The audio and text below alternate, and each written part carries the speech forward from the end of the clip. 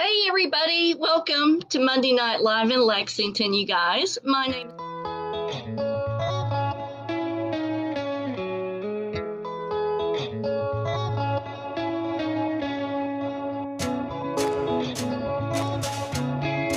of all, thank you all for being here as well. My name is Rachel Harrison. I'm an adult programming coordinator. Kathryn Kauffman. Miss Kathryn Kauffman, all the way from Lexington, joining us here tonight.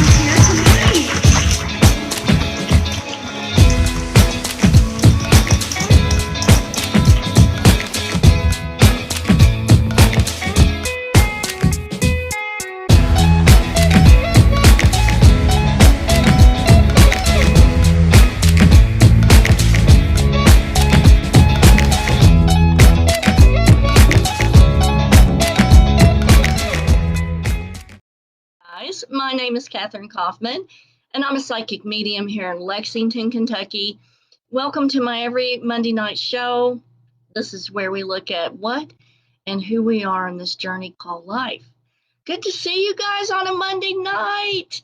And let me tell you, the astrological forecast for this morning sucks big time. And when I put the forecast out, which I do on my Facebook page every single day. So if you want a free moon astrological outlook, I post it for free every single day on my Facebook page. And I'll put a link to my Facebook page in the comments. So if you want to follow that every day, just follow the link and hit follow and see first on my page. And I forgot to plug my phone in again. Sorry about that, guys. But anyway, so today's moon astrology really sucked. I think there's a lot of negativity that was in the atmosphere, complaining, arguing, lots of stress and pressure. And so when I went and picked David up from work, he relayed to me that he'd had a really bad day too. Shout out to all you guys over here on Instagram. Special shout out to my son, Michael Lawrence. Love you guys. Stay tuned. I'm going to give you guys a shout out with my special boy. And so you guys will have to stay tuned and see what I'm talking about. Special shout out to my Monday night friend, Miss Joy Hall, over here on Instagram. And oh my gosh, Facebook is blowing up. Hey to Laura Day, Angel Lee, Cynthia Preston. Special shout out to Melissa Begley and her sidekick, Miss Cleo. Big kisses to you guys. Sandra Lee Small. Let me check the professional page over here to see if we need any shout outs there. No. On the professional page, you guys, the only page I do interact with the live chat is on my personal page. And so I did leave a link on the professional page. If you want to join in the chat or you want to ask a question, hit that link and come over here to the personal page. So housekeeping stuff before we get started. Let's just dive into the fan film My Special Boy, because my son is one of the producers and he's also doing special effects for it. So when you go on to IMDb, you're going to type in My Special Boy. It'll come up My Special Boy 2021, full cast and crew.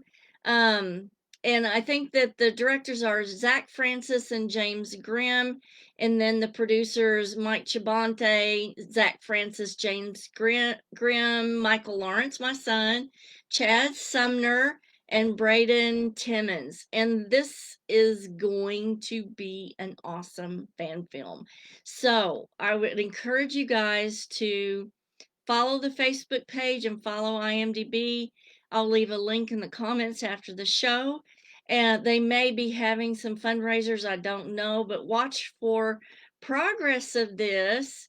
It's going to be really, really good. It is a fan film, and I think it's a horror film. And there is a contribution thing on IMDb. So head over there and check it out, and they'll have a full description on IMDb. I'm really stoked about it. News on Charles fan film, that will probably be done in 2021 as well. Clips from it look great. The trailers that they've done up to now look fabulous. I'm getting really excited to see that come to fruition and see the whole product. I'm really excited about that. Okay, so we did part 1 on basics of house cleansing, and I did get several questions about the veil. What is the veil? Why is the veil thinning? How does it thin? I did a show on it.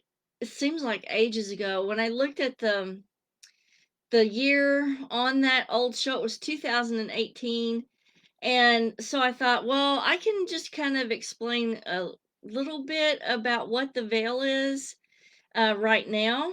And so if you have any questions, you can head them out to me on this show. Hey to Amber Benteen. Good to see you.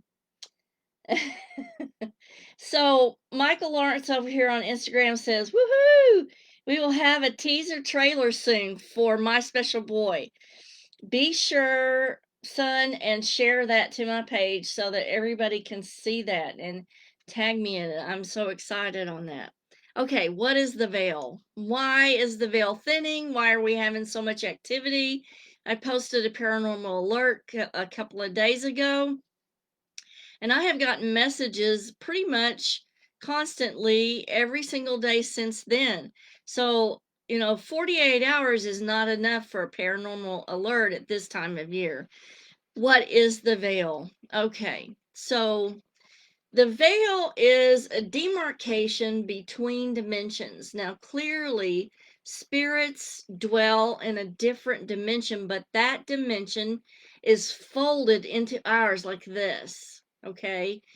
But it's an imperceivable dimension because it exists of vibrations and wavelengths of light that we can't readily perceive. Not unless you practice your abilities and you really test your abilities at reception. So when the seasons change, it's the action or the fluidity of the change that thins this demarcation between the veil or between the dimensions. The veil is there as a clear demarcation of one dimension, another dimension. And so when we have a thinning of that, we can perceive that blending of these dimensions. I hope this is making sense to you guys.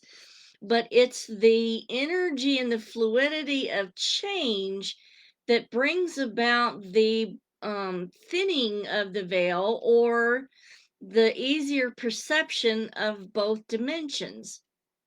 So I'm looking at my notes here. So change is what brings this about. We often see that we have access to complete energy of both dimensions at certain times of the year, like, the spring equinox, the vernal equinox, and then the autumnal equinox. So change really brings this about. And it also change in twilight or sunrise is a big time where the veil is thin. So it's thin every day at those hours, but more so all day throughout the day during the change of the season. And it's that momentum of change that kind of thins or makes things more fluid in between these dimensions. I hope that that helps explain things a little bit. So Katie Kalonich says, what happens to the veil through the year in climates that do not experience seasonal weather changes? It pretty much stays static throughout the year where there's no seasonal change, but still the hours in sunrise and sunset, that's when those people in those climates notice thinning of the veil, or they'll be able to perceive more paranormal stuff or apparitions and whatnot. So I hope that answers your question. Hey to Christy Osborne Glass. And Amber says, yesterday with the wind, I had major audible moments. I was overwhelmed. The sound vibrations were so imminent. The sound is really awesome, I think, at this time of year because we have those cool winds blowing and the leaves rustling and the sounds of autumn, like you can hear the geese and the birds kind of leaving for the year, and you can almost hear some of the animals scurrying around and preparing for hibernation and stuff. So it's really cool. I hope that explained it for you, Katie. Let me know in the comments if that was understandable. So tonight we're going to go over part 2 of basics of home cleansing, paranormal home cleansing, and so tonight we're going over the items that we use for a house cleansing. Now, if you missed part 1, I'm going to leave a link in the comments after the show to the video for part 1. Part 1, we looked at everything that you need to consider before you start to do a cleanse, because doing a cleansing is not such an easy task. There are individual things that you need to look at and consider before you do a cleansing, and that is all in part 1. Thank you, Christopher. I appreciate that. Okay, so part 2 here, we're going to look at step 1 or phase 1 cleansing. Now, there are 3 phases of cleansing. We're only going to talk about the phase 1. This, I have a advanced psychic protection webinar. If anybody wants to purchase it, it's $30. You get a 20 plus page downloadable PDF, and you get a link to the video that we did for the webinar, so you can go and watch that. But it is got a lot of good material. It goes over phase 1, phase 2, and phase 3, which is the advanced psychic protection. So all you have to do to purchase that is just message me here on Facebook, and I'll give you the information that you need. But we're going to go over phase 1 cleansing techniques tonight. So and also, if you guys didn't know, I have a book on Amazon. It's called Banishment of Negativity. It's a Kindle book. This is just the only written copy that I have, and it goes over a lot of good stuff too. So a lot of the information I'm giving to you in part 1, part 2, and part 3 of this video series is going to be in that Kindle book. And I think the Kindle book is only like $5. So it's pretty affordable. So the first thing that you want to do when you implement a house cleansing is mental imagery. Hey, to tell you more, and Angela Adkins, good to see you guys here tonight. Let me check for questions on the professional page. We're good. And hey to Blissful Yoga over here on Instagram, good to see you. So mental imagery is resonance of visual imagery. Now, a lot of people say, well, that doesn't do anything. Yes, it does. When you create a thought of that mental image of what you want to see happen, you're actually creating a really structured thought form, and those thought forms exist up here in the upper chakras. Thought forms will take shape and materialize once you give them action. So you have a double energy action there, because you have the initial resonant visualization or mental imagery, and then when you give it action by smudging or salting, you are creating a materialization from that thought form. And if you have trouble following me, just put a question in the comments. I'll try to clarify. So you really want to focus on what kind of mental image you want to create for your house cleansing. Do you want to elicit help from an angelic source? Do you want to visualize the house already being cleared and locked down? Do you want to visualize maybe energy pushing out on whatever's there, pushing it all the way out of the home? So there are several, depending on what's there and what you're dealing with, which is what we address in that part one video, depending on what you're dealing with in your assessment, that's going to determine what your mental resonant imagery becomes. Okay, so what we call this is a morphogenic field.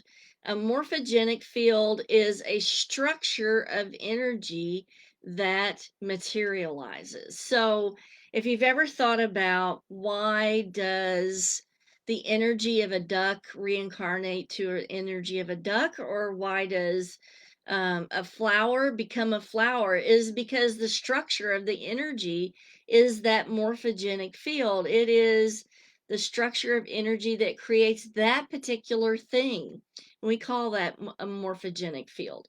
So what you're doing is you're taking these morphogenic fields, or better yet, energetic templates, and helping them materialize through an action that puts it into the physical plane. And the action is created from the first and second chakra that causes this to materialize and become and take shape in a physical form.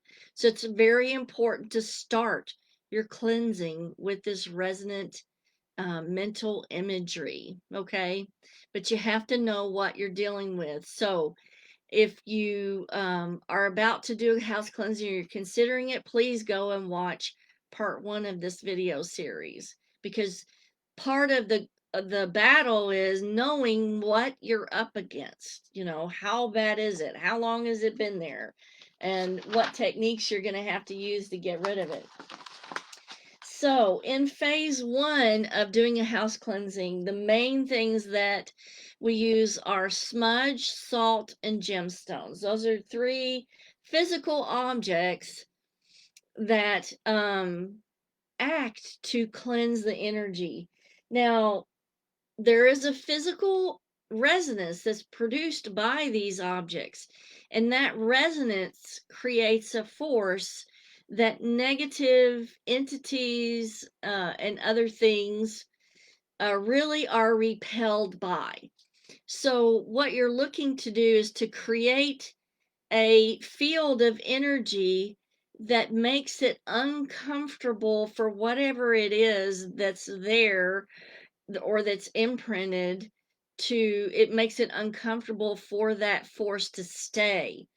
Now, I know a lot of things on TV will show, they go in on TV and they do a cleansing one time and everything's gone. That happens in a very rare occasion. The norm is not a one-time cleansing. You have to do this repeatedly, especially if whatever is there is entrenched into the energetic field, or it has set up a really solid energy pattern and imprint into the field. So many times we have to redo the cleansing several times until the entity realizes, this is not going to go away. Or maybe they'll leave and then kind of hang out on the edge of the property, or maybe just retreat to a crawl space or something until the smudge wears off, and then back again they are.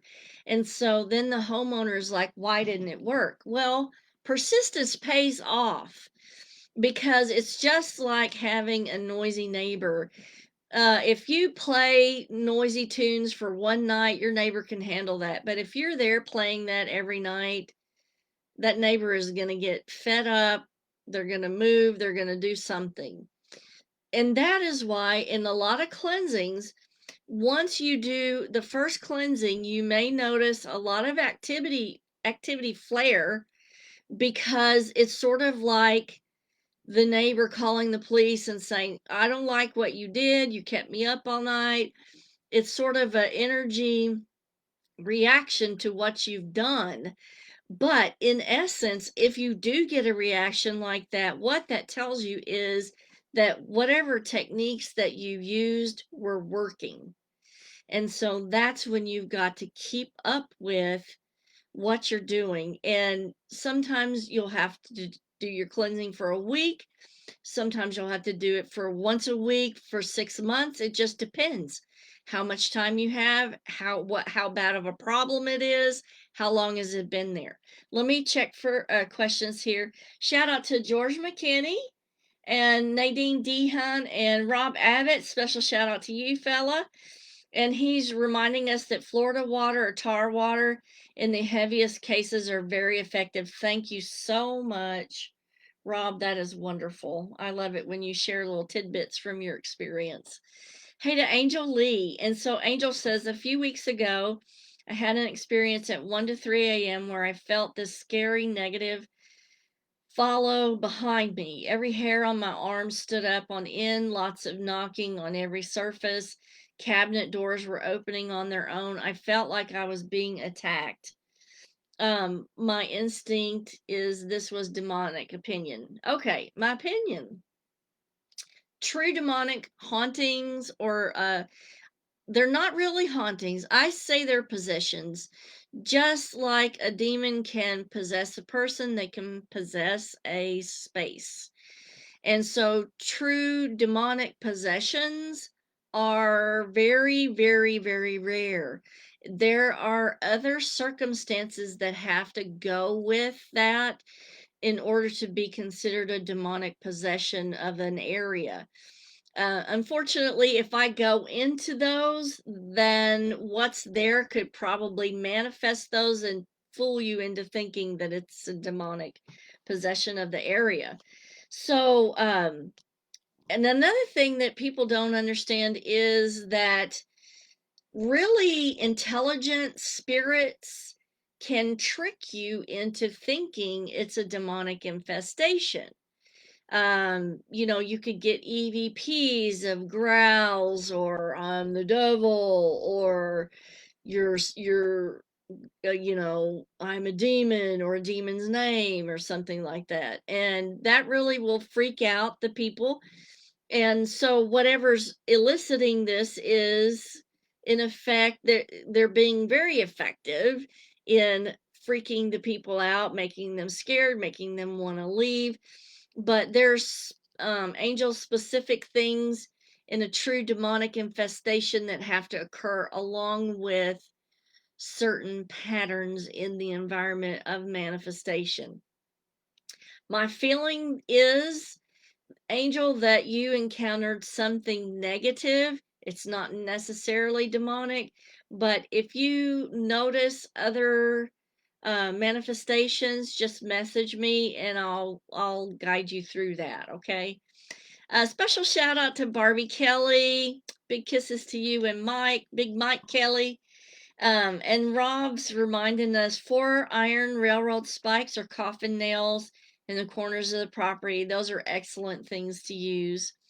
Amber says, I've actually had spirits tell me I'm ridiculous with sage, and all the lost hungry ghosts are in tune as agree and sing all nighter long with me harmonic songs, and so tell me I will pay. Oh my gosh. They hide in my crawl space. I have done sound cleansing as well. However, I did not open the windows. Is this needed to let them out? I'm not scared, for I'm not tricked easily. Yes, the flow of energy can be eradicated so much easier if you allow the flow of energy to not be restricted by doors or windows. And we're going to go through all of that in part number 3 on procedure and techniques. So tonight is just like, what items can you use for a phase 1 house cleansing? So smudging, gemstones, and salt are all considered phase 1 house cleansing techniques because they have a physical resonance that repels negative energy.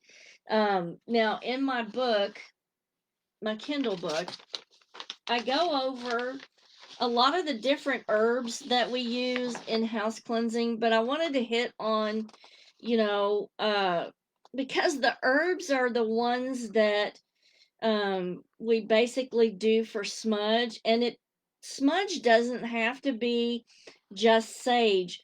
When I put this Kindle book together, I looked at what kinds of things were used historically, 3,000 years ago for cleansings. And so you're going to be surprised at some of the other herbs that are really a whole lot better than smudge to use. And I'll give you a list of those. Hey to Barbara Bacon, good to see you. We're going to be talking about crystals here very shortly, and I'm going to have to speed this one up. We might have an extra show come out of this, but let's first talk about salt. Salt has been used since Roman times to cleanse. It's used to preserve, it's used to cleanse. Nothing grows in salt.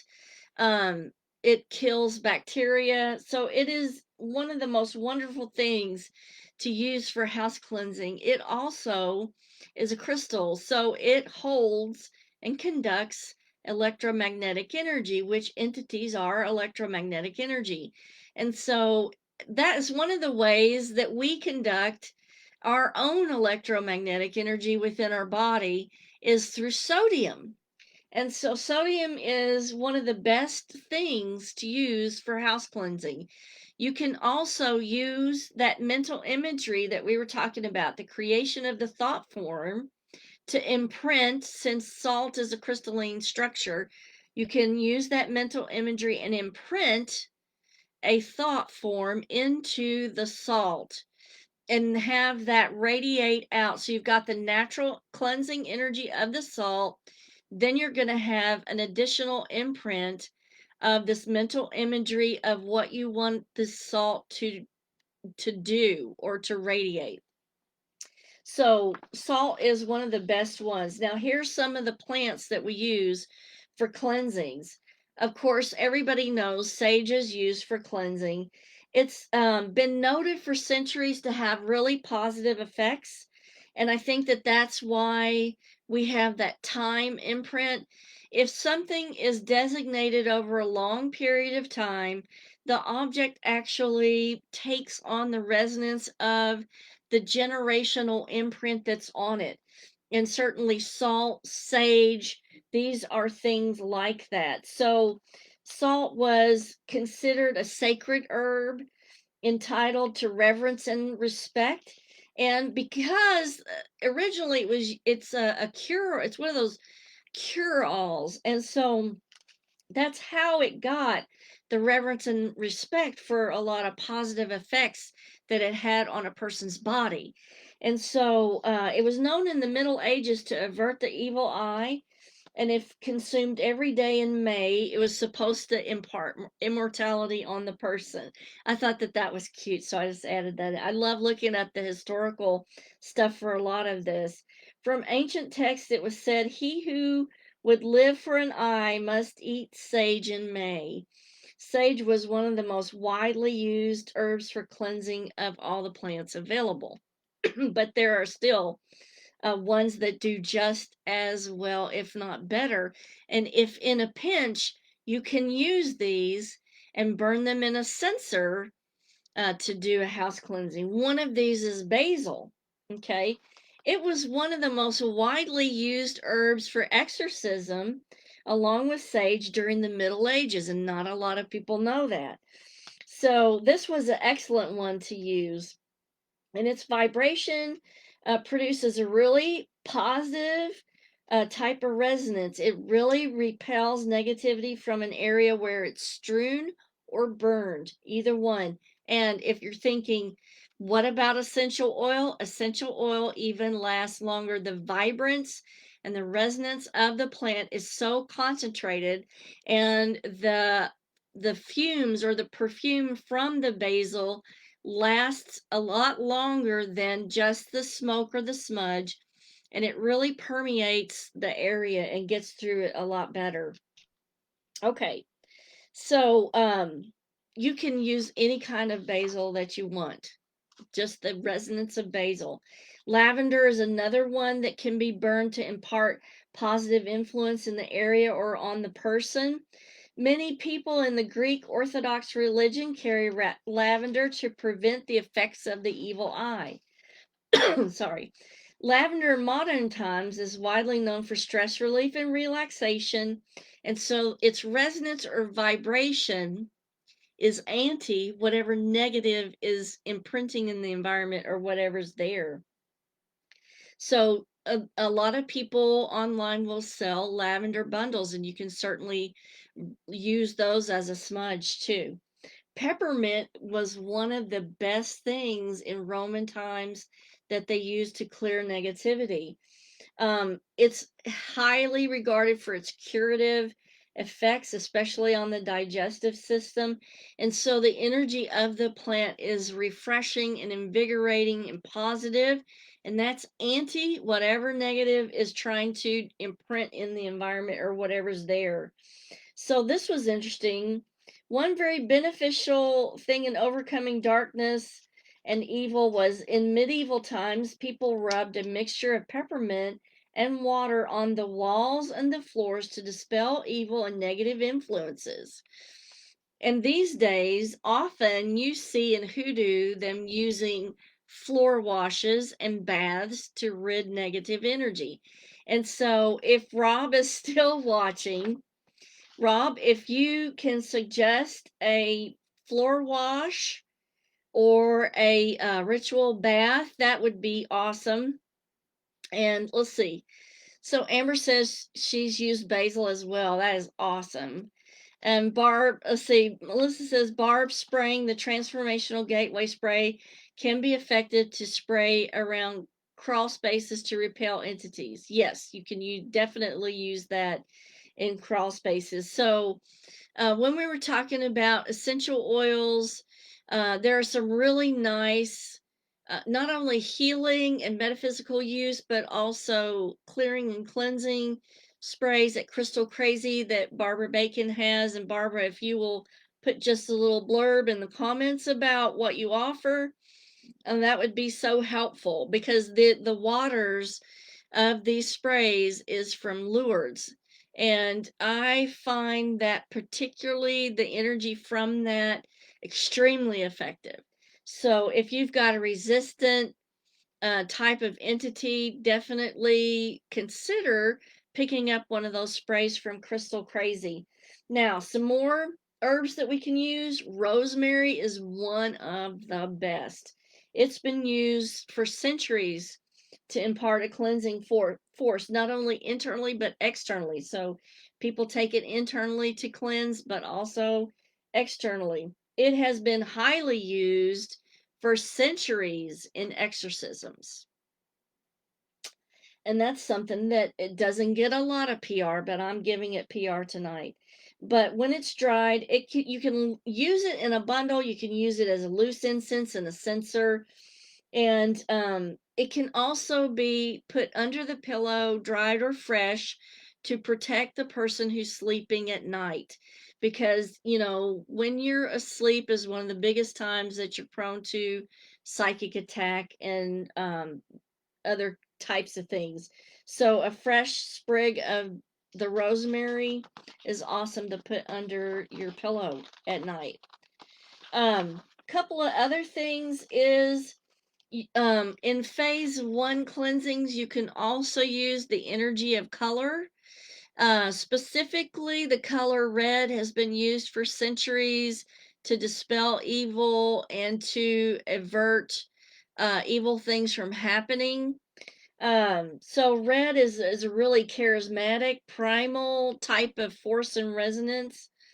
And so that's if you look at some of the Eastern techniques that are used for clearing and cleansing demonic and evil things, red is a big dominating color that's used there. So you may want to consider using red as that. Now we're looking at gemstones, and I know I'm speeding through this because we just ran out of time. The resonance of the gemstones is another physical force that adds to the repelling of negativity or evil at your location.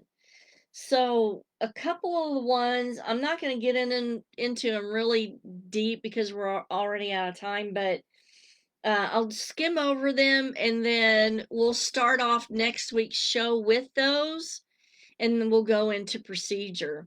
So black tourmaline or schorl is a really huge one that's used to get rid of negativity. Also apophyllite that puts out a very angelic top vibration.